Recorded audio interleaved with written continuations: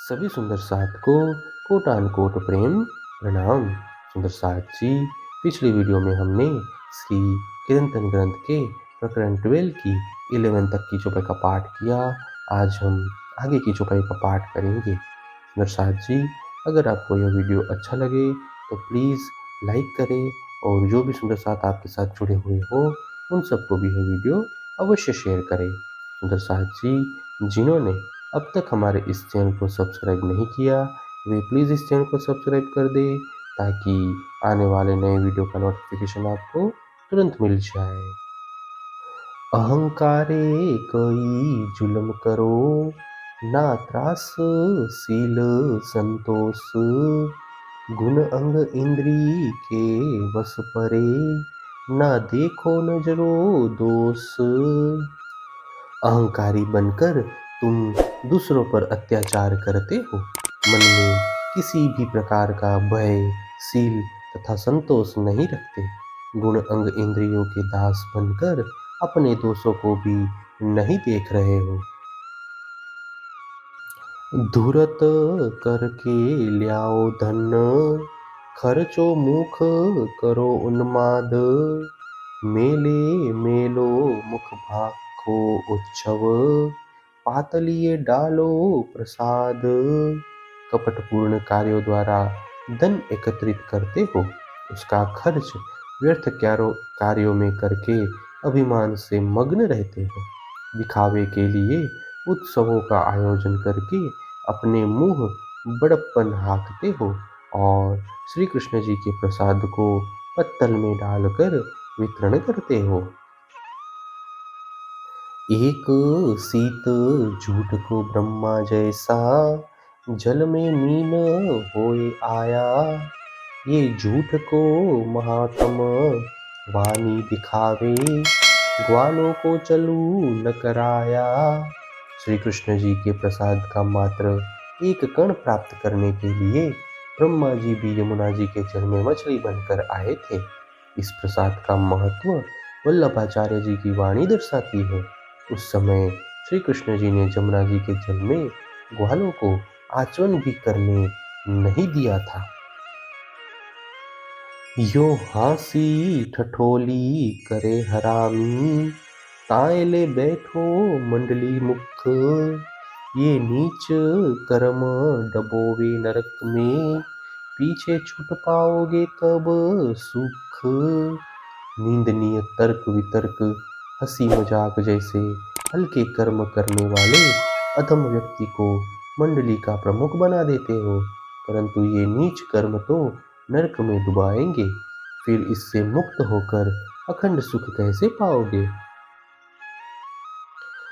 ये वाणी उत्तम चढ़ावे ऊंचे, ये उल्टे अधम स्वादे, कठिन पथ चढ़ाए नहीं ऊंचे, पीछे नीचे दौड़े नीच वादे। श्री वल्लभाचार्य जी की वाणी तो उत्तम है, जो जीवों को ऊपर चढ़ने का मार्ग दिखाती है, परंतु अधम लोग इसका विपरीत अर्थ कर इंद्रियों के विषय सुख के स्वाद में नीच मार्ग पर चलते हैं। ऊंचाई पर चढ़ने का मार्ग कठिन होने के कारण वहां सरलता से पहुंचा नहीं जाता। इसीलिए वाद विवाद करने वाले नीच लोग उस मार्ग को छोड़कर पतन के सरल मार्ग पर दौड़ते हैं। कुकर्म करो कुटिल गत चालो, आगे पीछे चींटी हार, वल्लभ कुंवर कितने को बरजे, कई उल्टे सेवक संसार।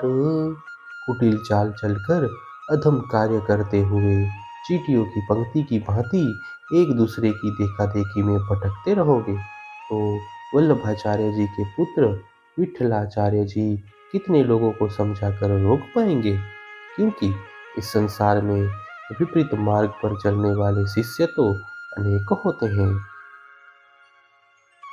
दोष नहीं इन वाणी केरो, ये तो दुष्ट दासी की कमाई, अधम शिष्य गुरु को बुरा कहावे, पर सोने न लगत स्याही।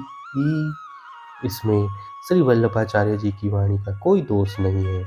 यह तो दुष्ट माया का ही कार्य है, जो वास्तविकता को समझने ही नहीं देती।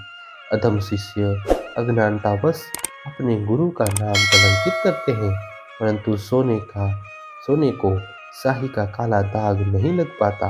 अर्थात अधम शिष्यों के व्यवहार से गुरु कलंकित नहीं होते। ये वाणी तुम नाही पहचानी, या में विद विद के प्रकाश।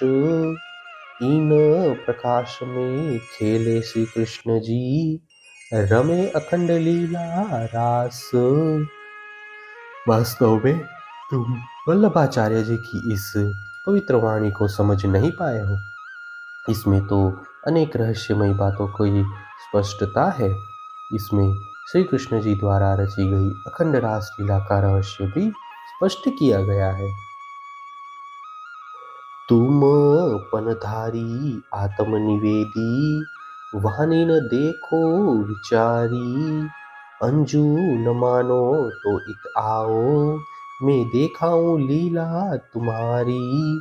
तुम स्वयं बाह्य स्वच्छता के नियमों का पालन करने वाले समर्पण भाव से आत्मनिवेदी कहलाते हो, परंतु वल्लभाचार्य जी की पवित्र वाणी का विचार भी नहीं करते। अभी भी तुम्हें यदि विश्वास न हो तो मेरे पास आओ, मैं वल्लभाचार्य जी की द्वारा वर्णित रासलीला की वास्तविकता तुम्हें समझाऊं। वैष्णव होए सो वचन मानसी, और जो वल्लभ वाणी से टलिया। महामत कहे सो काहे को जन्मिया, गर्भ माहे क्यों न गलिया। महामती कहते हैं, जो सच्चे वैष्णव होंगे वे ही वल्लभाचार्य जी की वाणी को ग्रहण करेंगे, अन्यथा इस वाणी से विपरीत चलने वालों ने तो जन्म ही क्यों लिया, वे गर्भ में ही क्यों नष्ट नहीं हुए। प्रकरण 12 चौपाई 129। हे सुंदर साथ जी, इसी के साथ श्री कीर्तन ग्रंथ का प्रकरण 12 पूर्ण होता है। आगे की वीडियो में हम नए प्रकरण का पाठ करेंगे। सुंदर साथ जी, अगर आपको यह वीडियो अच्छा लगा हो तो प्लीज़ लाइक, शेयर और सब्सक्राइब अवश्य कर दें। राम जी।